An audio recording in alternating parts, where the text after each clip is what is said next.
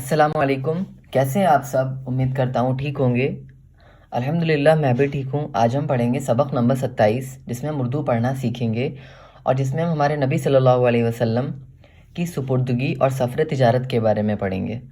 آگے بڑھنے سے پہلے میں آپ سے کہنا چاہوں گا، اگر آپ حافظ قرآن بننا چاہتے ہیں یا اردو سیکھنا چاہتے ہیں تو آپ مجھ سے کانٹیکٹ کر سکتے ہیں، کیونکہ میں واٹس ایپ پہ ویڈیو کال اور وائس کال کے تھرو پڑھاتا ہوں۔ تو چلیے اسٹارٹ کرتے ہیں۔ بسم اللہ الرحمن الرحیم۔ خواجہ ابو طالب کی سپردگی اور سفر تجارت۔ ہمارے حضرت محمد صلی اللہ علیہ وسلم کے چچا تو 10-11 تھے، مگر حقیقی چچا خواجہ ابو طالب تھے۔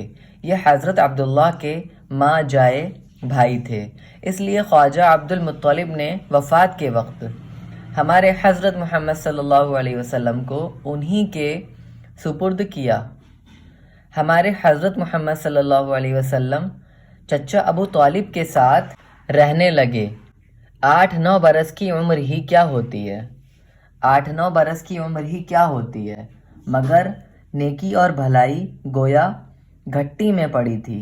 نہ دنگا تھا، نہ شرارت، نہ رونا، نہ جھینکنا، نہ ضد تھی، نہ ہٹ۔ بچے دنگا شرارت شور شغب کرتے، مگر آپ ہمیشہ خاموش رہتے۔ کھانا کھانے کے وقت بچے ضد کرتے، مگر آپ صلی اللہ علیہ وسلم چپ چاپ ادب سے اپنے چچا کے ساتھ کھانا کھا لیتے۔ بچے دنیا کے ہوتے ہیں، مگر اس بچے کی شان ہی نرالی تھی۔ 8-9 برس کے جی کو یہ فکر بھی ہو گیا کہ اپنا بوجھ چچا پر نہ ڈالیں۔ 8-9 برس کے ہمارے نبی صلی اللہ علیہ وسلم کو یہ فکر بھی ہو گئی کہ اپنا بوجھ چچا پر نہ ڈالیں، چنانچہ مزدوری پر بکریاں چرانی شروع کر دیں۔ چچا ابو طالب تجارت کی غرض سے شام جانے لگے تو آپ صلی اللہ علیہ وسلم ان کے سر ہو گئے کہ آپ کے ساتھ تجارت کے لیے ہم بھی جائیں گے۔ خدا نے شام کے سفر میں اپنے قدرت کے انوکھے کرشمے دکھائے۔ شام سے واپس ہوئے تو پھر اپنے کام میں لگ گئے۔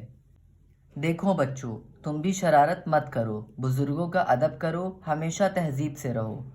تھیٹر، سینما، ناچ گانا بجانا، باجا، سانگ وغیرہ وغیرہ بیہودہ کام ہے، خدا کو بھلا دیتے ہیں، دل کو کالا کرتے ہیں، ان سے دین دنیا دونوں کی بربادی ہے۔ تم ان پر لعنت بھیجو، دل سے نفرت کرو۔ بیہودہ کاموں میں پڑنا مسلمان کا کام نہیں۔ سوالات: شام کیا ہے اور کہاں ہے؟ خواجہ عبد المطلب کے کتنے بیٹے تھے؟ ہمارے حضرت محمد صلی اللہ علیہ وسلم کو خواجہ ابو طالب کے کیوں سپرد کیا گیا؟ حقیقی چچا کا کیا مطلب ہے؟ ہمارے حضرت محمد صلی اللہ علیہ وسلم نے خواجہ ابو طالب کے ساتھ شام کا سفر کیوں کیا؟ شام کے سفر کا نتیجہ کیا رہا؟ شام کے سفر کا کیا نتیجہ رہا؟ دوستوں، امید کرتا ہوں آپ لوگ اچھے سے پڑھ پا رہے ہوں گے۔ اگر پڑھ پا رہے ہیں تو آپ ضرور بتائیے۔ چینل کو سبسکرائب کریے۔ Thank you so much for watching. جزاک اللہ خیر۔